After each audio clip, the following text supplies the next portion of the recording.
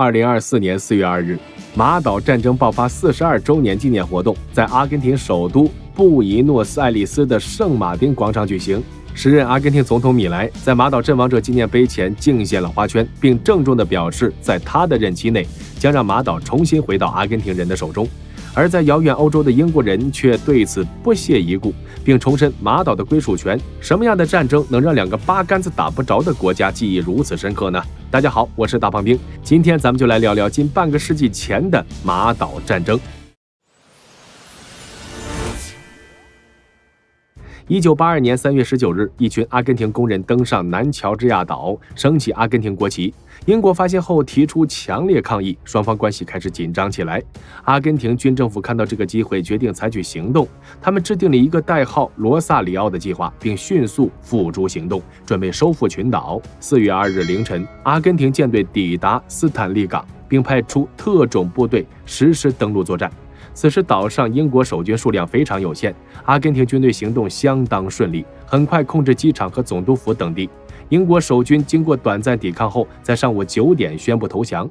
同一天时间里，阿根廷军队还顺利占领了南乔治亚岛，两地战事均迅速结束，阿根廷方面几乎没有损失。国际社会对此反应迅速且强烈，联合国安理会通过502号决议，要求阿根廷立即撤出军队，但阿根廷方面拒绝这个要求。英国政府得知消息后，立即召开紧急会议，首相撒切尔夫人决定组建特遣队，准备远征南大西洋，用武力回应这次行动。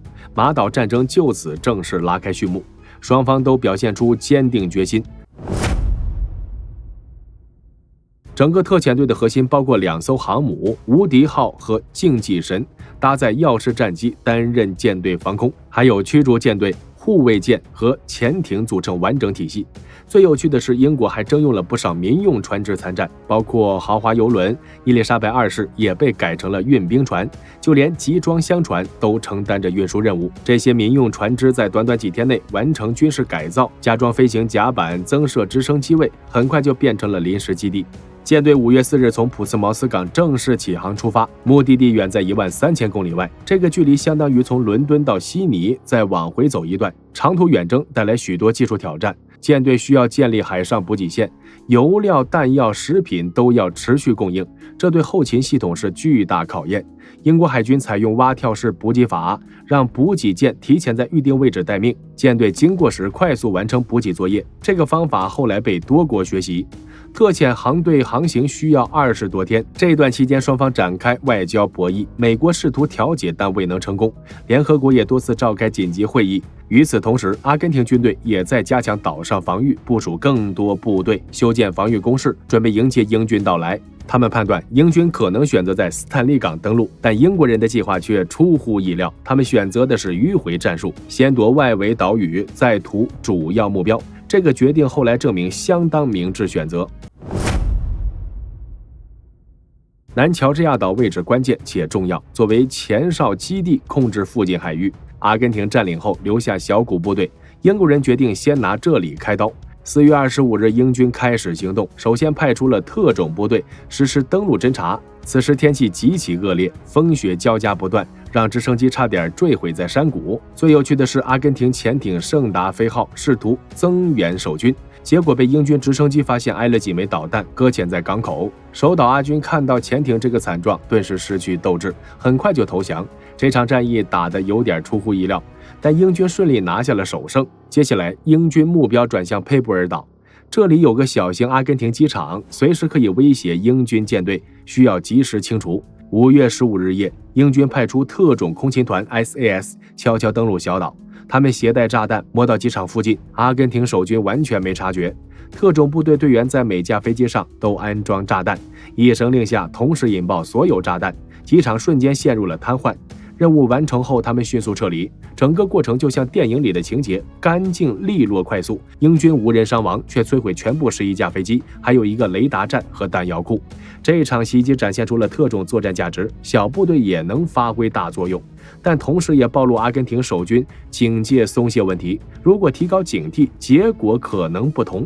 2次外围战斗虽然规模都不大，但意义很重要。英军获得前进基地，消除侧翼威胁，并建立了海上封锁区，为后续登陆创造了有利条件。此时，阿根廷军队才开始意识到战争不会按照他们设想那样发展，英国人这次是玩真的了。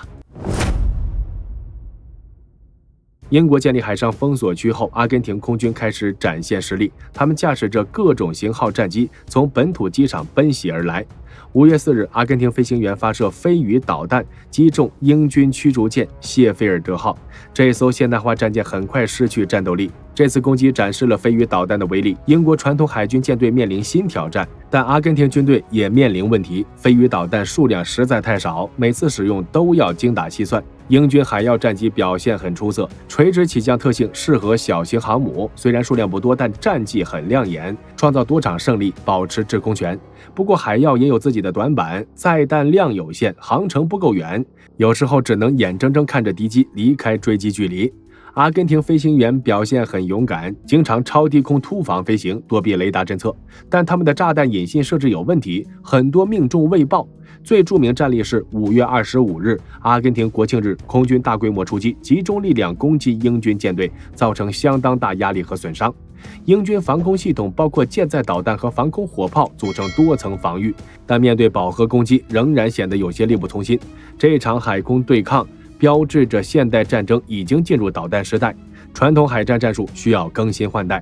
封锁与反封锁持续数周时间，双方都在寻找对方弱点。英军需要保护舰队安全，阿军要突破海上封锁，但最终英军笑到了最后。成功突破海上封锁后，英军开始筹划登陆作战计划，多个备选点摆在指挥官面前，最终他们选择圣卡洛斯湾。这个决定确实非常有战略眼光。圣卡洛斯位于群岛西北部，距离主要目标斯坦利港很远，但这里有个明显优势，阿根廷守军几乎没有设防，这是一次完全出乎意料的进攻。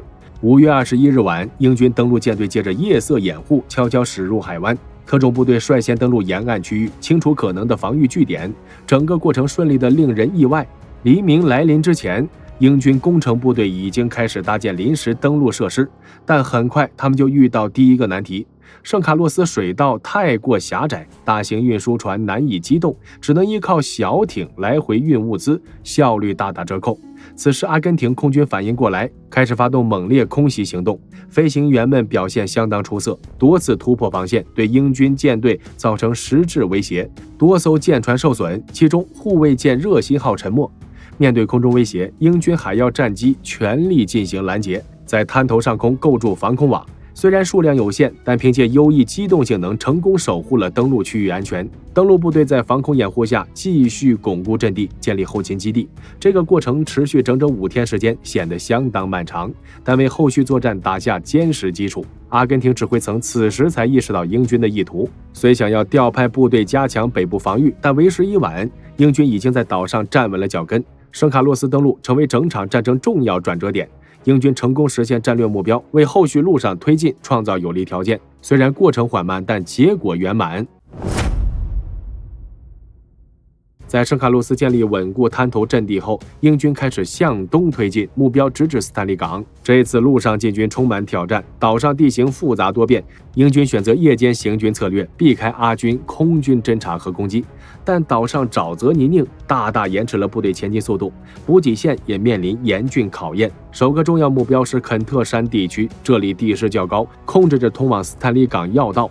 英军伞兵团经过激烈交战，成功占领该地，并建立前哨基地。接下来，英军面对斯坦利港外围3道防线，这些防线依托山地构筑工事，包括无线电高地、哈里埃特高地、两姊妹高地等。6月11日夜，英军发动总攻，使用照明弹和炮兵火力支援，步兵分队进行多路突击，这展现了现代步兵战术协同作战能力。其中，苏格兰卫队在俄律高地进行了著名刺刀冲锋，这是2战之后罕见近距离战斗，显示传统战术在现代战争中仍有其价值。阿根廷守军虽然处于数量劣势，但凭借预设阵地进行顽强抵抗。然而，指挥系统存在协调问题，各部队之间缺乏有效配合。英军炮兵在此次作战中发挥出关键作用，精准火力打击，有效压制了阿军阵地，为步兵推进创造了有利条件。同时，后勤保障系统也经受住考验。6月14日，英军完成对斯坦利港合围，阿根廷守军面临补给断绝和士气低落困境，指挥官决定停止抵抗。这场地面推进作战展示现代陆战特点传统，步兵突击与现代火力支援紧密结合的同时，后勤保障成为决定胜负关键。英军战术成功在于稳步推进，逐步削弱防线，而阿军虽拥有地形优势，但缺乏机动预备队和有效指挥体系。至此，马岛战争主要军事行动基本结束。马岛战争结束后，双方统计损失，阿根廷方面649人付出生命代价，英国方面则有255人永远留在岛上。战争经济损失同样很惊人，阿根廷付出20亿美元，英国花费更多，将近30亿。这些钱在当时堪称天文数字，政治影响立即显现出来。阿根廷军政府因此战失利，失去民众支持，很快下台。英国政府则获得更高威望，特别是撒切尔夫人。军事方面，这一场战争展示许多新技术和新战术。导弹证明自己是现代海战重要武器，传统海军需要重新思考战略。潜艇虽然表现机会不太多，但战略威慑力依然明显。要是垂直起降战机证明自己在实战中价值。马岛战争成为现代军事史上重要研究案例，许多国家从中汲取经验教训，调整自己国防战略和军队建设。战争虽然结束，但主权争议至今仍然存在。阿根廷从未放弃主权要求，英国也坚持自己的立场。好了，马岛战争这个话题咱们就聊到这儿了。我是大炮兵，我们下期节目再见。